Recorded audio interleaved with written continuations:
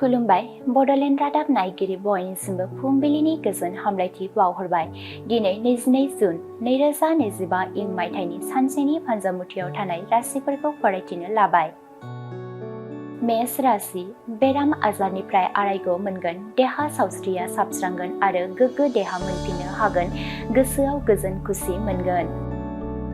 वृष राशि हारिनि हाबा मावनो थाखाय गिदिर बिबान मोनगोन, समाजनि आरो नखरनि सुबुंफोरनि अनसायनाय मोनगोन, गोसोआव गोजोननाय मोनगोन। मिथुन राशि आनजादाव मोजां जौखोन्दो लानानै उथ्रिसारनो हागोन, गामि आरो ओनसोलाव मोजां मुं मोनगोन, बयनिबो अनसायनाय आरो थुलुंगाखांनाय मोनगोन।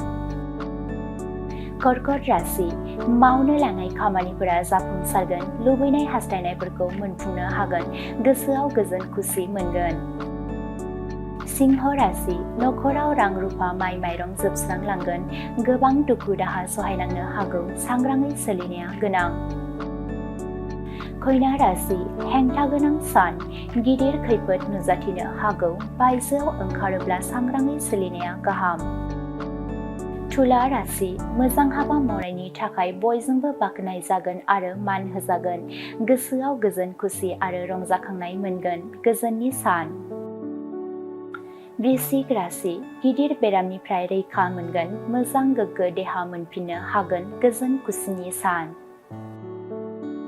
धनु राशि माबाफोर गिदिर पाप खामानि मावफ्लांनो हागौ, गोसोआ उसुखुथु आरो असान्थि मोनगोन, जेंना गोनां सान। मकर राशि नखराव दावराव दावसि जानो हागौ, गोजोन खौसेथि आरो गोरोबलायनाय गैयै जागोन, साना गाज्रियैनो बारलांगोन। कुम्भ राशि गोबां रां रुफा आखायाव फैगोन, गोसो होनानै मावोब्ला जाफुंसारनाय मोनगोन, गोजोन रंजा खुसिनि सान। मीन राशि गावनि गोरोन्थि हाबा मावनायखौ नखरनि सुबुंफोरजों हमजानो गिगोन, गोसोआव गिनाय सानस्रिया जायगा लागोन, सांग्राङै सोलिनाया गोनां। दिनैनि राशि फरायथिनाया एसेनोसै। बेजों लोगोसेनो दिनैनि साना बुहुमनि साफ्रोमबो सुबुंफोरनि थाखाय गाहाम जाथों, बेनि थाखाय बड'लेण्ड रादाब नखरनि जानानै इसोरनि खाथियाव आरज गाबनाय थाबाय।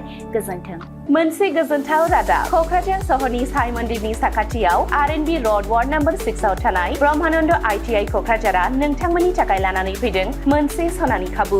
आथिखालनि बादायलु मुगायाव नोंथांखौ साख्रिनि थाखाय साखाफारा खालामनो ब्रह्मानन्द ITI क'क्राझारा गासै मोनबा भकेशनेल कर्स लानानै फैदों आरो बे मोनबा भकेशनेल कर्सफोरा जादों electrician course 2 years course, stenography 1 year course, COPA computer operating and programming assistant 1 year course, beauty and wellness 1 year course, sewing technology 1 year course. Beauty and wellness आरो सिविंग टेक्नोलॉजीआव नोंथाङा बेसेनाङै मुं थिसननो हागोन। ब्रह्मानन्द ITI क'क्राझाराव हाईलि क्वालिफाइड फेकाल्टिस दं आरो 100% जब एसिस्टेंट। बेजों लोगोसेनो बेयाव फ्लेक्सिबल क्लास टाइमिंनि खाबुबो दङ।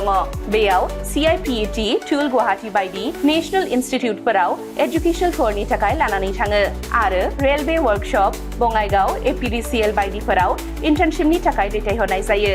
आबुङै मिथिनो थाखाय ब्रह्मानन्द ITI क'क्राझाराव थांनानै एबा 9101325849 एबा 863868324 मबाइल नम्बराव कल खालामनानै सोलाद लानो हागोन।